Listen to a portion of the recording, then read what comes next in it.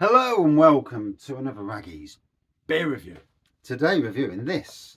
So, Innis and Gunn Caribbean Rum Cask. Got it from Low Cost Beer. Just trying to find a glass. Yeah, got it from Low Cost Beer. I haven't had Innis and Gunn for ages. There was a time when you go into supermarkets, there's always an Innis and Gunn, but it's a miss these days. So yeah, Caribbean rum cask, Scottish red beer. This beer is Caribbean rum cask matured to unlock natural hints of vanilla, fruit and spice. Aged for 51 days, which isn't a lot of time, but it should give off some. This is a beer to be savoured. It is a Caribbean rum cask matured for spiciness and the richness of the flavour. Aromas of rum, demerara, dried fruits and spice, warming malt character with hints of vanilla and oak. The bitterness is understated, leaving plenty of room for a long, spicy, sweet finish. Can't beat a long finish. 6.8%. So nice to be back in the beer room doing beer reviews. Been a long day at work, although it's been dry and sunny and warm, and I managed to get some good work done. So, and albeit a little niggle at the end of the day, it's not been a bad day. Things done in my absence, not good, but there you go.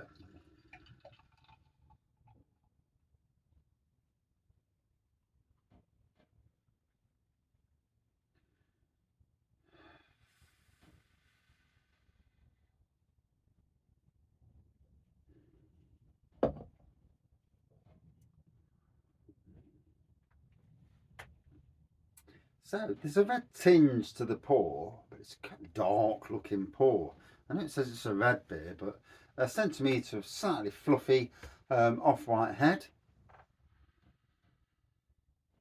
Spicy, malty.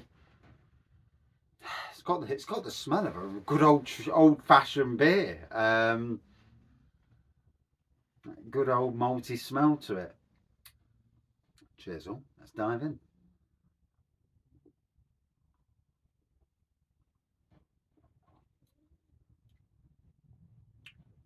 Yeah, spicy, sweet. Now, I know breweries that put their beer into cask for a lot longer than just 51 days. You know, 9 months, a year. I think some even put it for 3 years. That's a long time to leave it in a cask. You know, there's a lot of money sitting there.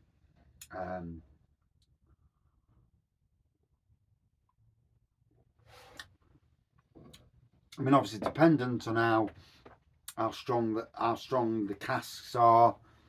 You know, what was in the cask before, how many times that wooden cask has been used.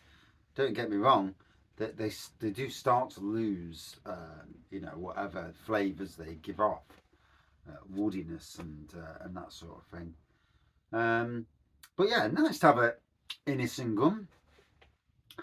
I can't remember if it's Morrison's who've got this. I think it is Morrison's. Have definitely got. I'm sure. I don't know if it's this particular one. I mean, like I said, I got this from Low Cost Beer. So, oh, and it is nice to have the end of day.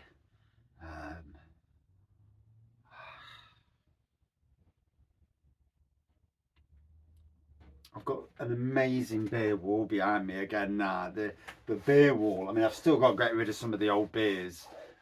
Definitely got to get them out of the way. But the beer wall really is top notch now again. There's some absolute bangers on the beer wall. Got to be honest.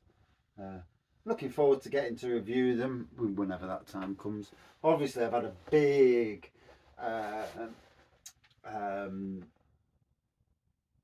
haul from Adnams, a massive haul from Low Cost, hell of a lot of different craft beers. So yeah, looking forward to it, you know. And the breweries are all over the place. in this country, out of this country. And it gets the raggy name about, because if you're reviewing the same chuffing beers all the time, then people don't know you're there. Because obviously you're not reviewing a wide range of beers.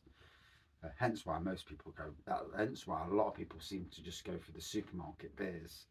I used to. Although the supermarket beers are just so bloody samey at the moment. If I'm reviewing beers, I want something that actually tastes different every now and again. Smell what the rag's cooking.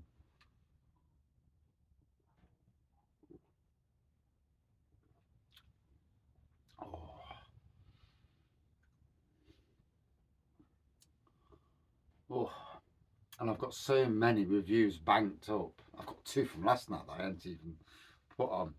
So, hell of a lot of reviews, a lot of cask reviews where I've had half a beer or even a third.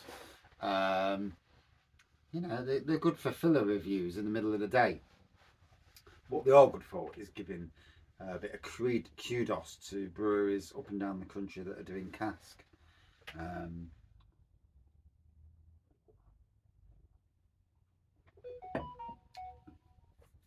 A hell of a lot from Norfolk, funnily enough.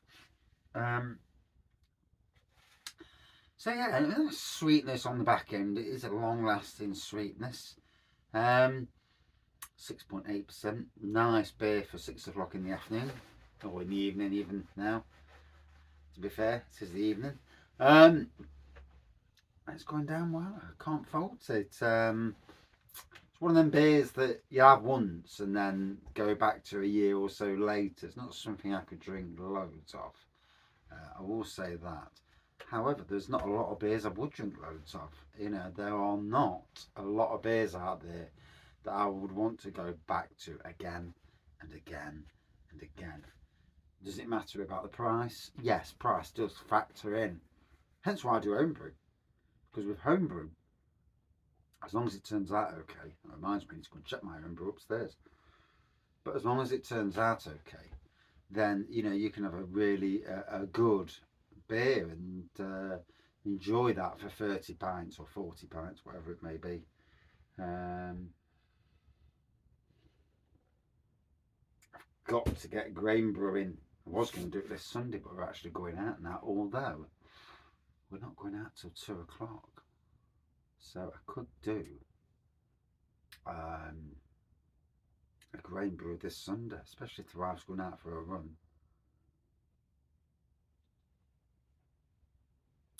Yes, indeedy. Although I need to get a bloody tap adapter. Because the adapter, the taps, we ain't got the same taps anymore, and the bloody taps not the same fitting. Yep, and there's no way of doing it. No, without having to go and get another tap fitting.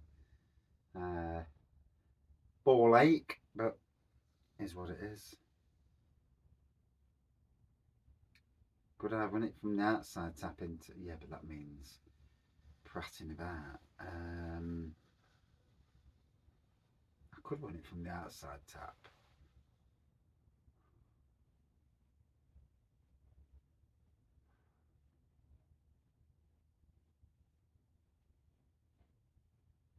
Yeah, I could do. Just have the window open and do it that way.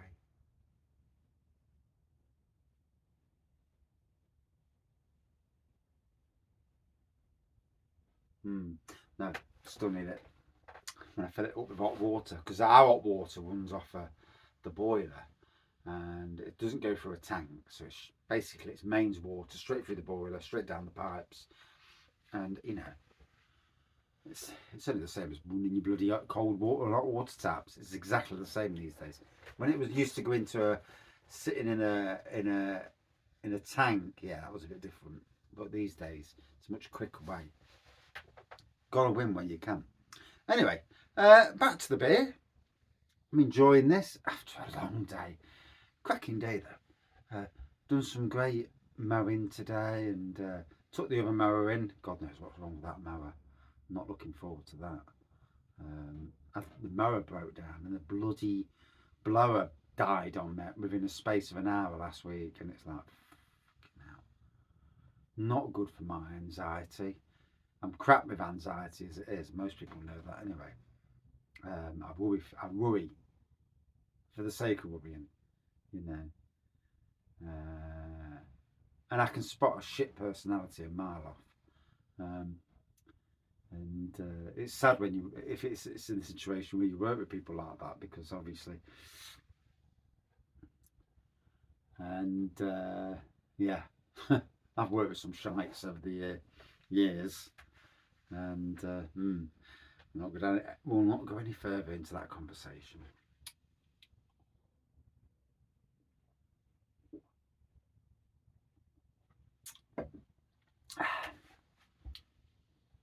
There are always personalities, and we'll leave it at that. So, it's a sweetie, reddish beer. It's the ABV, getting the ABV on that 6.8 actually kicks in rather well. But yeah,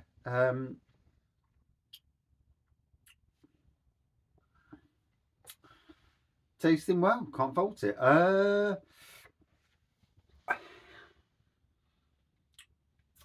So the question is, would I drink it again? No, not for a while, not for a long time.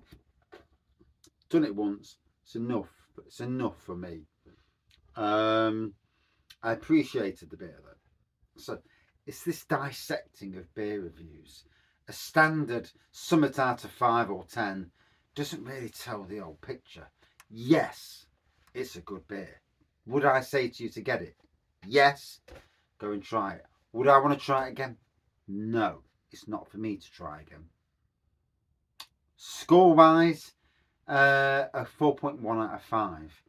I didn't think that the cask or barrel, whatever it was aged in, really shows up.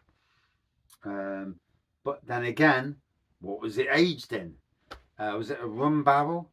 I've tasted a lot of barrel aged beers, and 51 days is not a long time in a barrel. Obviously, this is a big commercial brand, but it's still a good beer. So take them points. You know, I'm gonna do this on all beer reviews from now on, where it's needed. Take them points and just think about it yourself and go from there. But yeah, that's the review. Thank you for watching. See you soon.